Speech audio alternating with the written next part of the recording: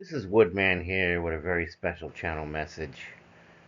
I lost my mother when I was 15. I lost my father 8 years ago. I lost my grandparents also when I was very young. My father was a difficult man, and the way he raised me turned me into a person that became very socially awkward. Because with him, he had little room for emotions or social niceties. For him, everything was about academics. It was either straight A's or nothing. Didn't teach me how to socialize with people. Didn't teach me exactly how to interact with people because he suffered from paranoia, and his father was probably the same. But let me say this: despite all the bad things that have happened to me over the years, coworkers betraying me, lovers abandoning me, spouses leaving me high and dry, cheating on me as well, my children now being out of the home, and I'm an empty nester. But I do still date, and I go on dates, and I have a lot of hope, and the future is bright. But my life will soon change. Decades I've suffered as the stone that was always refused by everyone. But the stone that the builder refused is powerful, and people have to not forget that. Everyone always says I'm talented, but many jobs never give me the promotions I deserve. I've time and time again been passed over, ignored, marginalized. But a lot of times they underestimate me, and quite frankly, a lot of times they just don't care for me. And they give it to someone else they do care for, someone that they do find that they like or want to help out. But let me say this: what I've realized with all the betrayals in my life, that it doesn't matter about all the people who hurt or betrayed me so badly. There's really nothing anyone can say or do at this point. And to be honest with you, those who have left my life and who have betrayed me, it is fine, because what really is going to happen is that I'm not going to let any of those people back into my life. I don't care if they come back a year from now, 5 years from now, 10 years from now, say, "Oh my God, I'm so sorry the way I treated you." I don't want to hear it. It's really pure rubbish. Once you've shown me exactly who you are, then I know that it doesn't get any better from there. It usually gets worse from there, to be honest with you.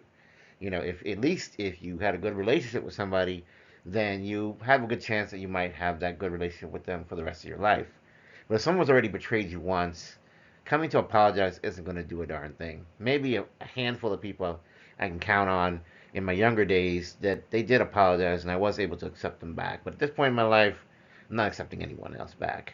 So anyone, no matter what they say, no matter what they do, they're not going to be able to pull the wool over my eyes.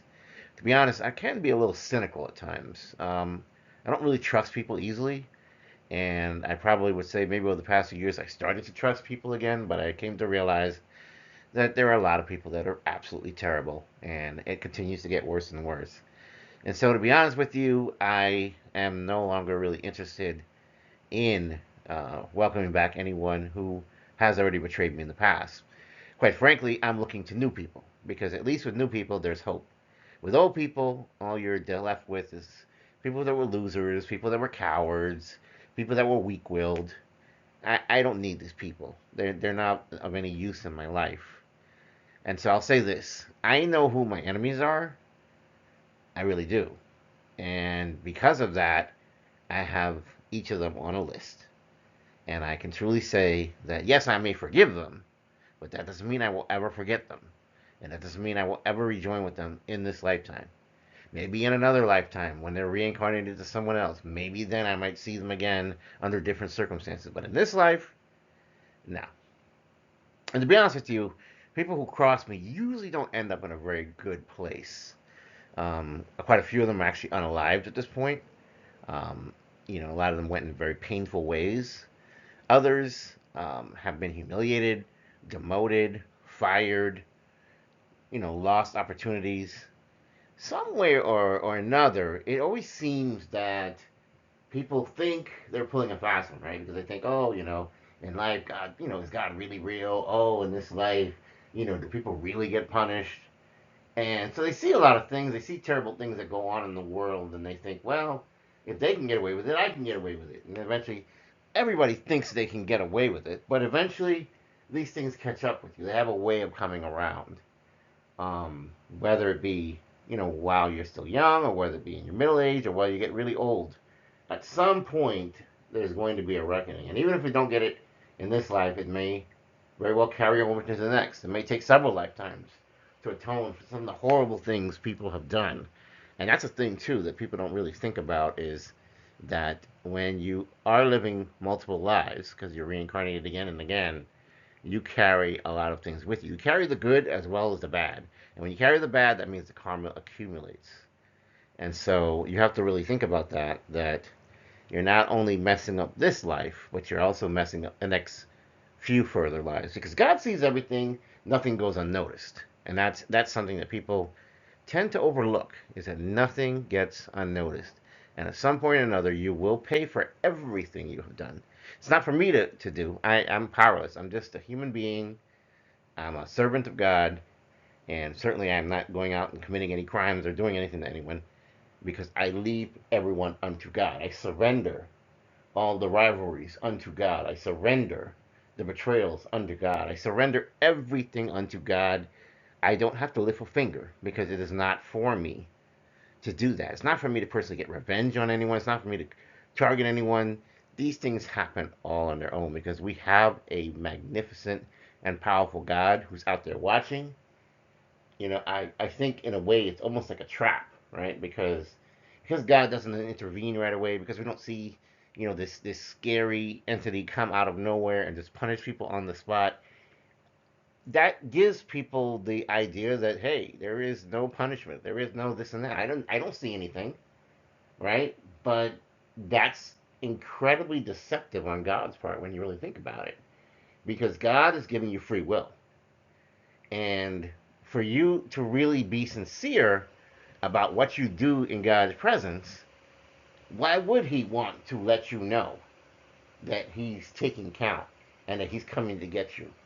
It's much more enlightening to do the exact opposite, because if you were in a state of sheer terror from moment to moment because you knew God was around the corner about to get you, you would act like a good, decent person. And therefore, there would be nothing to test, because you would just remain that way 24/7. But when God does things this way, where God is watching, and you think God is not present, and you think God doesn't exist, and you think that God doesn't inflict punishment, you're wrong. It's not going to come necessarily in terms of, like I said, shooting lightning and thunderbolts out of the sky saying you have disobeyed me. It may come in the form of kidney failure, liver failure, terrible diseases, autoimmune diseases, all kinds of terrible things that can happen to you, which we attribute to just being, well, it's just a natural part of life. It's just something that happens, but not necessarily. We fail to realize that, yes, God is watching, and when you do these things, they catch up with you one way or another, and that depends on certain circumstances. In other words, if you have a certain degree of luck or fortune, when you're good with God, you will find that very often your fortune will inevitably increase in some way, and your health will increase in some way, and the good things that happen to you will increase in some way. But when you do bad, you will find things get tougher. You start to develop cancer. You start to develop this and that. You start losing money. You start losing your job. You try to invest in the stock market or cryptocurrency, and you start to lose money left and right. These things are the makings of God's punishment. And with that punishment, God is going to level the playing field. That's what karma is all about. Karma is about the idea that you can't stay on top all the time unless you're doing the right things. If you do the right things, then yes, you can be blessed, you can stay on top. But if you're doing all the wrong things, the universe will come and balance everything out. And let me tell you, it's absolutely true. Every bit of it. And so, in the end, I would say this. I would say, like I said, I know who my enemies are. I know which people have been out to get me. I know why they're out to get me. Because, in a way, God uses me as his vessel. God uses me as his servant. I'm very unassuming. People look at me and they think, oh, who's that guy? He doesn't look like he has a lot of friends. He doesn't look like he has a lot of people backing him up. If I screw him over, what's going to happen to me? Absolutely nothing. And I can get away with it, and I can bully around, and I can do whatever I want to do with him.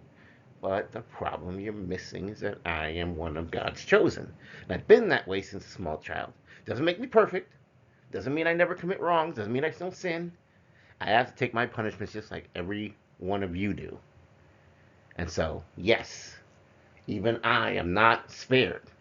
But the problem is I've learned very early on in my spirituality journey that a lot of readers that I came across kept saying the same download or message every time. They said, Gemini, you may feel like you have a tough life at times, like you feel like you don't understand why certain things are happening to you. And the readers would say, I know why certain things are happening to you, because that's what you agreed to when you and God entered into agreement about how your life was going to be.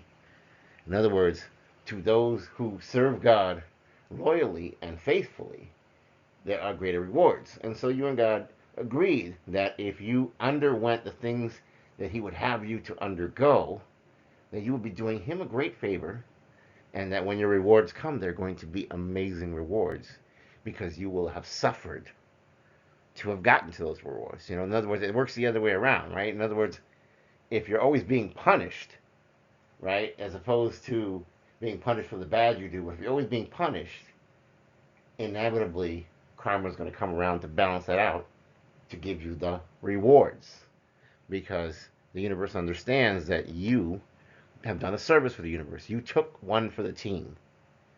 And so that's what these readers were telling me, is that they said, Gemini, you are a trap for many people, because when you go in front of these people, in their minds, they may create all these rationalizing reasons as to why they're like, oh, that person is terrible. Oh, that person did me wrong. Oh, blah, blah, blah, blah, blah.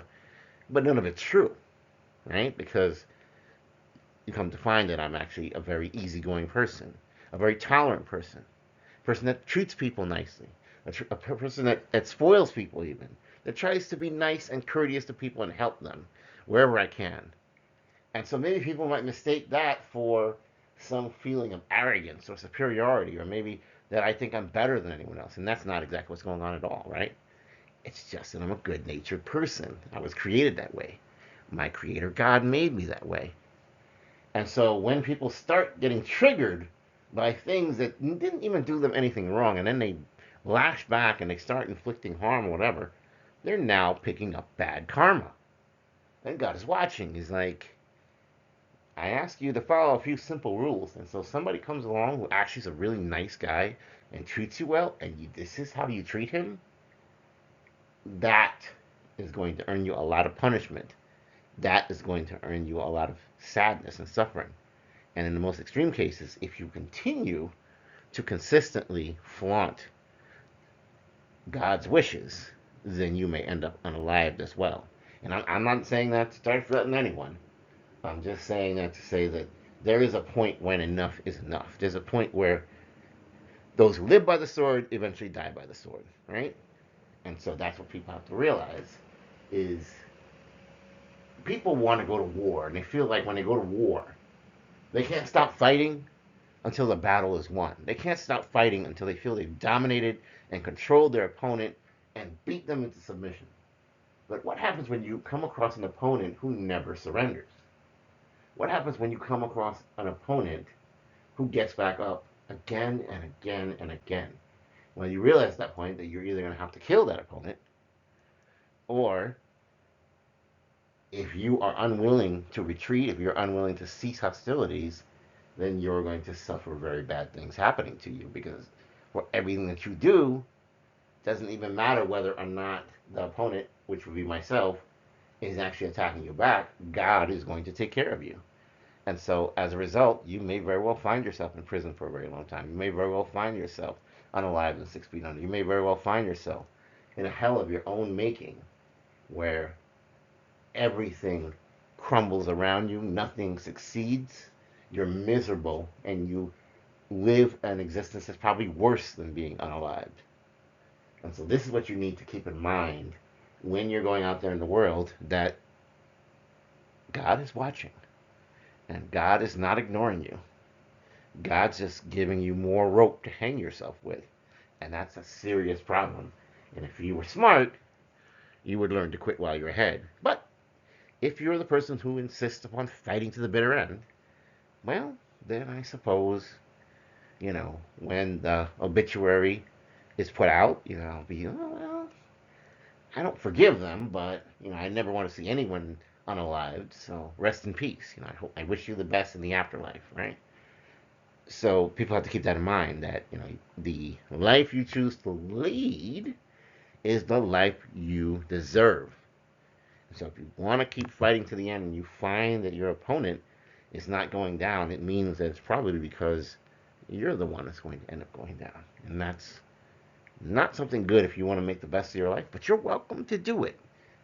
Keep fighting to the very end, and eventually, comes the realization that you probably picked the wrong fight. You probably picked the wrong battle. And in your arrogance and in your egoistic, I don't know how to put it, controlling ways, and in your narcissism, right? Because a lot of the folks who really do this kind of stuff are tried and true narcissists with sociopathic behavior, which means that they don't really feel a whole lot of empathy for others. They really don't care. But I know that narcissists care about pain. I know that narcissists care about suffering. I know narcissists care about being unalived. So maybe that's something your rational logic can get through your head, that this is not a place you want to end up, because I know that at heart, many narcissists and sociopaths and evil people and the like are cowards at heart. They may talk a good game, and they'll sit there and they will attack someone from behind, right? Because if they attack them from the front, that's actually a fair fight, and no, the coward's not going to do that. The coward is going to want to do things remotely. Maybe they'll use magic. Maybe they'll use spells. Maybe they'll think that people don't notice when people are invading the dreams of others, when people are projecting energy into the field of others, that people don't notice that there are curses being thrown upon others, particularly ones that maybe are like say like a jar spell that's trying to freeze someone, allowing them not to move forward, or bringing some sort of ending to someone's finances, or to their life purpose and so forth. They're going to keep doing this because they don't want to be identified. They think that a person like me doesn't know who they are when I know exactly who they are. Why? Because God and I have a close relationship, and God gives me downloads and lets me know exactly who's coming for me. So perhaps at one point, maybe my connection wasn't as strong to him. Maybe at one point I grew tired and weary, because having had a life of being betrayed by so many people, there's a point where you kind of wish for just a little bit of rest. You kind of wish for a period where you don't have to worry about these things. But unfortunately, that's not the contract I signed with God. Apparently, I have signed a contract where even going into my 50s now, I still have to contend with a lot of knuckleheads who still keep coming after me, and they think they got away with it, but they don't realize I know what's going on, and so does God. So, I wish you well. If you're new here, uh, welcome aboard. This is a safe space. If you are returning, thank you so much. I appreciate your support. You keep this channel going. In the name of the Most High God, I wish you blessings, health, wealth, prosperity, and abundance and protection if you deserve it. Woodman signing off with another channel message. Take care. Have a good night.